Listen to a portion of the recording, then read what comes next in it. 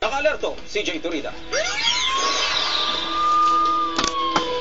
Tumambat sa GMA News Team ang eksenang ito sa kahabaan ng National Highway, bahagi ng Barangay Bagtad East, Urdaneta City, pasado alas 2 kaninang madaling araw. Isang karumal-dumal na aksidente ng sasakyan. Ang Honda Civic na ito, nagkanda pira-piraso matapos sumalpok at kakasunod na puno sa gilid ng kalsada. Ang ibang partes ng sasakyan, nagkalat sa kalsada. 4 na katao, dead on the spot. Ang isang ito, tumilapon pa sa gitna ng bukid, putol ang kanyang kamay.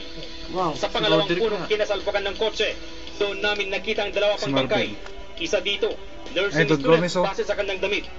Sa di kalayuan, tumambad pa ang isang bangkay ng lalaki na halos maputol ang kanyang bewang. Kwento ng isang residente, mabilis umano ang takbo ng sasakyan. Dumadaanan ko, inubertikan niya kami doon sa may kwan, sa kabahayan sa Dumampot. Ang bilis niya. Pagkatapos, pagdating namin dito, nakita ko na lang na wasak na yung sasakyan niya. O yung kotse. Nireport ko na doon sa may police station dito sa Kabuluan. Ayon sa mga saksi, sagad daw sa bilis ang naturang kotse. Kaya ganoon na lamang kagrabe ang pagkakasalpok nito. Na ayon sa mga residente at pati ang mga otoridad, ito na raw ang isa sa mga pinakamatinding aksidente sa kalsada na nasaksihan nila. Hindi pa matiyak kung ano ang dahilan ng pagkakabangga ng kotse. Wala ding skid mark sa kalsada. Posible din umanong may nakabangga itong motorsiklo base pa rin sa mga partes ng sasakyan na nagkalat sa kalsada. Eksklusibong nakuha ng GMA News ang isa-isang pag-ahon sa mga hindi kilalang bangkay. Base sa nakuhang official receipt at certificate of registration sa loob ng wasak na kotse, pagmamay-ari ito ng isang Teresita Velasco na taga-barangay ng Camaliran East, Urdaneta City. So ang gagawin natin ngayon dito sa kasong ito, we have to conduct a further investigation. Ano ba yung pinakamatinding aksidente? Sa taong pagpasok ng January 2010, sa kasalukuyan, ito pa lang ang pinakagrabing nangyaring aksidente dito sa Urdaneta. Ako, si CJ Torida, naghahatid ng Balita Amyanan.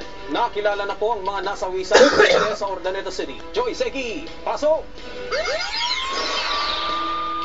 Vehicular accident na naganap kanina madaling araw sa Bagtad, Urdaneta City na ikinasuwi ng 4 na katao ang isa na umano sa pinakakarumal-dumal na aksidente na nangyari sa lungsod.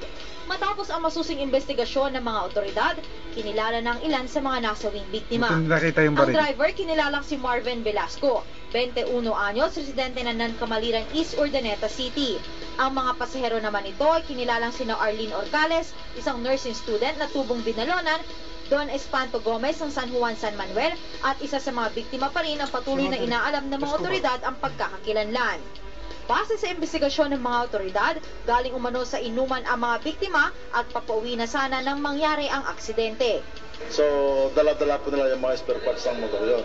Actually, wala pong kakulay dito, wala pong ka-encuentro na vehicles, but allegedly overtook a certain tricycle, an identified tricycle yan, that resulted to the lost control of the driver at bumangga po sa isang marka. Yung impact ng aksidente, that shows the fastness or the fastest ng isang sasakyan kasi nahati sa 3 pieces. Ang isang kotse hindi basta-basta mahati yun kung hindi malakas ang impact. Patuloy na paalala ng mga otoridad na maging laging maingat at disiplinado sa pagmamaneho para makaiwas sa anumang disgrasya. At medyo curve doon. Honestly, medyo curve doon from Asingan. If you notice that, medyo dapat maghina-hina sila doon at mayroon din mga signage doon. Siguro na kaligtan na medyo curve yun, kaya mabilis po sila doon. Ako si Joyce Ansegi, naghahatid ng Balitang Amyanan. Samantala, lalaki naman sa San Fabian sinaksak patay